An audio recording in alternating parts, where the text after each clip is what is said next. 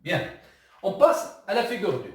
On voit que lorsque x tend vers A, à droite de A par exemple ici, on prend un x ici, x1. Donc on fait la projection orthogonale sur la courbe. Bien. C'est bon. Donc, point d'intersection avec la courbe, c'est ici. Comme on détermine f de x1, on fait aussi la projection orthogonale de ce point sur l'axe des ordonnées. On trouve ici. Bien. On trouve ici f de x. F de x1. Ici, c'est f de x1. Donc, presque égal f de a. Pardon. La même chose si on prend un x plus proche.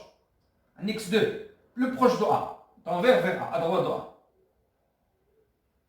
Projection orthogonale. Projection orthogonale à l'axe des ordonnées, on trouve presque égal f de A. D'accord? Presque égal f de A. Donc ici, représente la continuité à droite de A, parce que la limite ici de f de x, quand x tend vers A, x supérieur à A, égale f de A. C'est bien. Parce que, et ça représente la continuité à droite de A. Représente la continuité à droite de A algébriquement.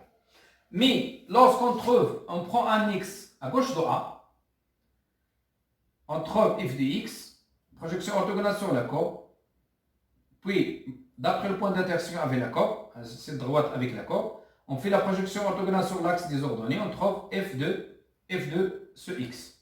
On a x3 par exemple. f de x3 devient ici. Donc f de x3, il est plus loin, il est différent de f de a. F de a est ici. Voyez f de a. Ici f de a. Donc f de x3, il est différent de f de a. Lorsqu'on trouve un x plus proche, lorsqu'x tend vers a à gauche de a, un x plus proche de a, f de x, on fait la projection orthogonale, voilà, à la courbe. On fait la projection orthogonale sur l'axe des ordonnées. Il devient f de ce x, il devient ici. F de A, il est ici. Donc, il est très très loin. Hein? Il est vraiment, f de x, il est ici, différent de f de A. Donc, lorsque x tend vers à gauche de A, tend vers A à gauche, mais à gauche de A, f de x toujours différent de f de A. L'axe, il devient très loin de f de A. F de x devient, et là, avant, f de x3, ici. Après, lorsque x tend vers A, mais à gauche de A, f de x devient ici. Donc, et f de A ici. Donc, toujours, f de x, elle est différent de f de A. Ou bien, la limite de f de x, différent de f de A, lorsque x tend vers A, mais à gauche de A. Et donc, comment on écrit ça algébriquement? On dit que, en général, ici, la limite de f de x, quand x tend vers A, elle est différente de f de A. Il est différent de f de A. Il est différent de f de A. Pourquoi? Parce que la limite à gauche, quand x tend vers à gauche de A, toujours la limite, il est différent de f de A. Donc, on déduit que f ici n'est pas continu en A. Pourquoi? Parce qu'il n'est pas continu à gauche de A. Parce qu'il n'est pas continu à gauche de A. Bien. Voilà. On passe à d'autres choses. On passe à la définition, maintenant, de la continuité. Bien, voilà la figure 1, figure 2, continuité, définition.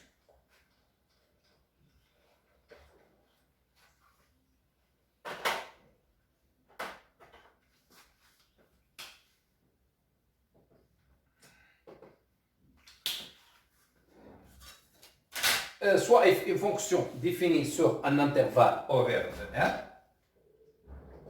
soit f est une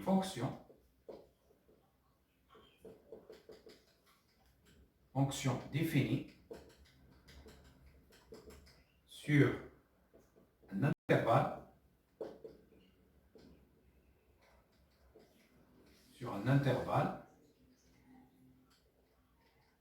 horaire un intervalle ouvert, par exemple I, à valeur dans R. À valeur dans R. Voilà. Soit f est fonction définie sur un intervalle ouvert I à valeur dans R. I a un élément de I. I a, je préfère de prendre le point A mieux que X0. D'accord? Pour faciliter la compréhension à notre élève. Bien à mes élèves. Il y a un élément de A et A un élément de cet intervalle I. D'accord? C'est-à-dire A appartient à I. Voilà. Maintenant, on dit que, comme flèche, on dit que Fi continue, on dit que F est continu. Alors, je préfère que le rouge est comme كيظهركم. On dit que F est continu en A si limite f de x, si limite f de x, quand x tend vers A égale f de A. Voilà la définition de la continuité au point A. Bien. On va prendre un petit exemple.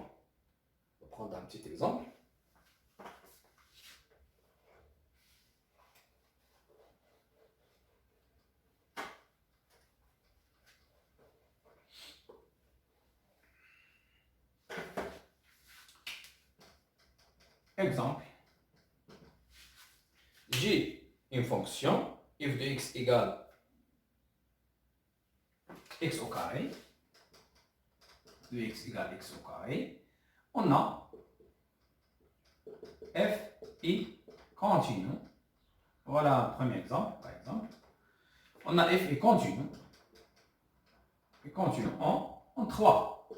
Pourquoi? Car la limite de f de x quand x tend vers 3, égale la limite quand x tend vers 3 de, c'est quoi f de x? X au carré. La limite d'un polynôme en un point, d'après première vague, les techniques de limite, de calcul des limites, on remplace x par 3. Donc égale 3 au carré égale 9. Donc notre limite quand x tend vers 3 égale 9. Il faut comparer cette limite avec f de 3. D'après la définition, il faut la comparer avec f de A. A ici c'est 3. Donc égale f de, c'est quoi f de A? I f de 3 ici égale quoi? F de 3 on remplace directement x par 3 égale 3 au carré égale 9. Bien. Donc comme conclusion, la limite f de x quand x tend vers 3 égale f de 3. Voilà. Qu'est-ce qu'on dit de f? Donc f continue, ou bien i continue. Donc f est continu en 3. Très bien, continu en 3. Bien, au point 3.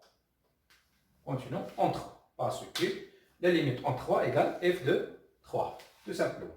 On va prendre un autre exemple.